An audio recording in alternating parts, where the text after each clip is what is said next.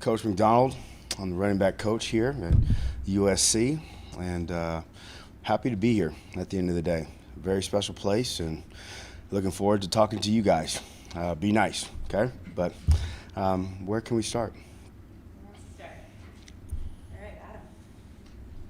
Kyle, Adam Grossmark from First County Register. Let's jump in from Utah to USC. What was kind of that thought process going across the division? It wasn't really a divisional thing or anything like that. Just an opportunity to grow. I'm a West Coast guy, so just wanting to get better and develop at the end of the day. And we've all grown up watching USC and who they are and what they've accomplished, the heights they've gone to. And I just want to be kind of a part of a staff that hopefully brings that back. Etienne again, you obviously coach a lot of good running backs at Utah. What are the traits and what's necessary to play running back for you? What are you looking for? Tough. Got to be tough. Got to be physical, mentally and physically tough at the end of the day. Got to be able to make some plays when things break down. It's not just about the plays that you're coached to do. It's all the ones. It's really about the ones that aren't perfect. Can you make that play? You have to be the biggest eraser on the field.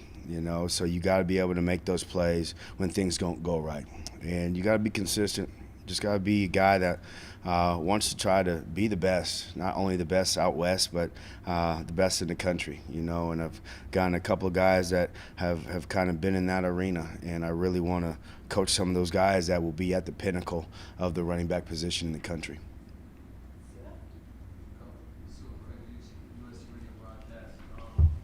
Thanks to the transfer portal, it's kind of have a running back stable now that is loaded with all different types of skill sets and bodies. And we haven't had much of a running game in the past few years. How do you plan on using guys like Darren Barlow, and I know we got a big time guy from Stanford, I forget his name, but Austin Jones. Austin Jones, having these two guys come over who are proven in the past 1,000-yard career rushers, having that skill set in the backfield, what does that allow you to do on the offense? Best players will play, no matter how old they are or what they've done at the end of the day. My job is to pull the best out of those players, to continue to develop. You got a guy like Travis Dye that had a great year last year. So where do we go from there? And what is it going to take for him to be better than he was last year? So just getting a chance to do the work, be able to be prepared, and be able to make those plays. The game, as you've played. The games are won and lost in the preparation. So really want to make sure that these guys learn how to prepare like pros, do things the right way, and develop great habits. That's what's going to bring the success in the room. Is going to be the habits that are developed that people aren't seeing. Everybody gets a chance to see what happens on Saturday or Friday night, but the games and the gains are going to be made prior to that. So we got to continue to work and make sure that we're prepared and ready to go. USCFootball.com. Just wanted to see what's it been like learning the Lincoln Riley offense and how different it is from where you've been in the past. So There's a lot of pace for sure. But again, the schemes are the schemes at the end of the day. Everything has structure. Everything has a teaching progression. So again, I'm really looking forward to the run schemes that Coach has. He's had a 1,000-yard rusher every year. I know everybody looks at the air show and the great quarterbacks, the great receivers that Coach Simmons has developed over there at Oklahoma, but quiet as kept, they've had a 1,000-yard rusher almost every year.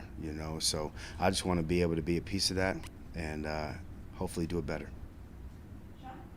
Coach Sean Cody, radio broadcast team. Coach, what's your mentality when it comes to rotation of the running backs? Are you one that likes to feed that hot hand when he's going? Are you thinking about situational for certain guys? What's your mentality? It just depends. I've done it all. In 2018, I had Zach Moss, and Zach was the guy. Zach was going to get almost 30 touches. You know what I mean? But then you fast forward to last season. I had a 1,000-yard rusher. We had a 1,000-yard rusher. There was also a guy that had almost 700 yards rushing and had 100 receiving. And then you had another guy that had about 400 or 500 rushing and almost 200 receiving. So depending on what the makeup of this room looks like, is how it's going to be used. If there's a dude, then there's a guy. If there's two guys, there's two guys. Whatever it takes to win the game at the end of the day.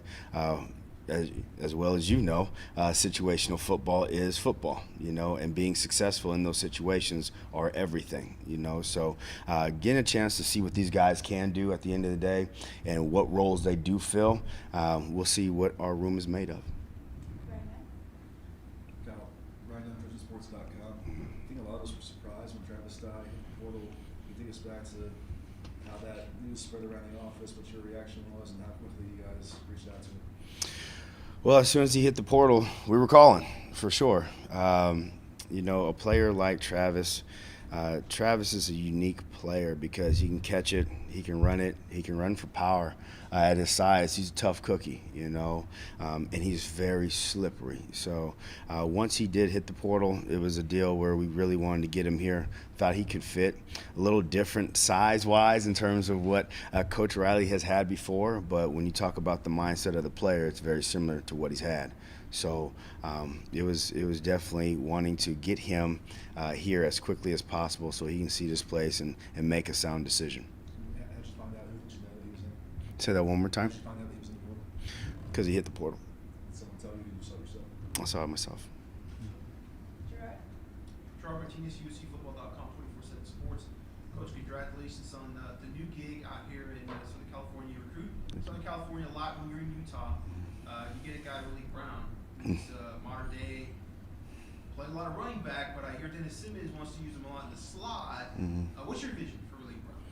My vision is Coach Riley's vision at the end of the day. So if he appears in the backfield, great.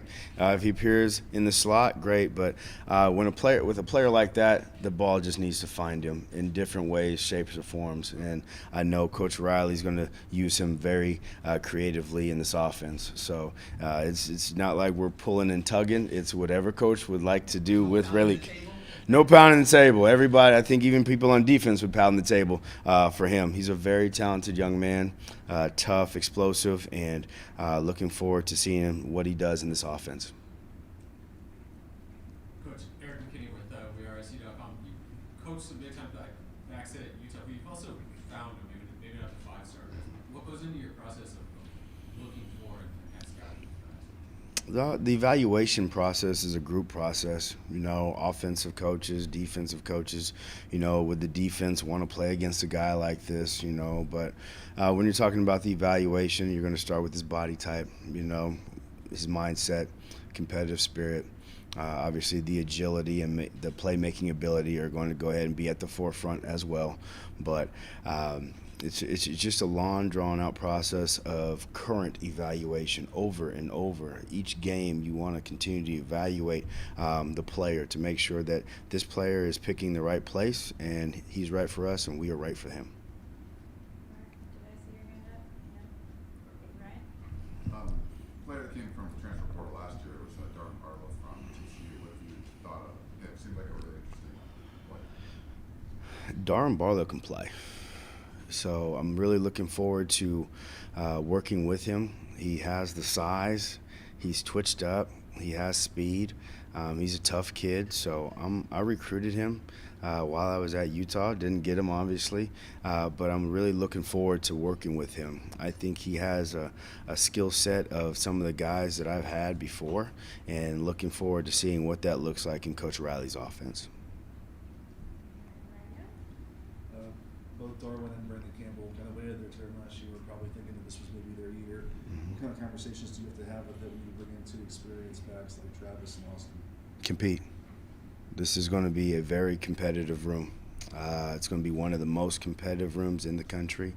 It's only going to get better. We're going after some of the top prospects in the country. So when you're talking about the USC backfield, you're going to talk about competing and showing up every day. And that's just what it's going to be. You make your moment. I don't. You do. So I plan on rolling the ball out. The best player will play. So if it's them, great. If it's one of those guys, awesome. If it's an older guy, okay. But whoever will run out of that tunnel first will have won the job, bar none, fairly. Do one more, Dan? Hey Kyle, Dave Greenspan with the Associated Press. There's a big game in town next Sunday. What do you remember about Cooper Cup from your team Eastern?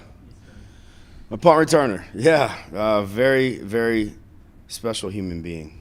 You're talking about one of the best men that I've ever met, and even at that age. You know, he was so mature, did things the right way, the work ethic. You know, everybody saw how he answered that offensive question with such a level of intelligence. Well, Coop's been doing that since he arrived on campus at Eastern Washington, so that wasn't a shocker to me. I know the world was like, what did he just say?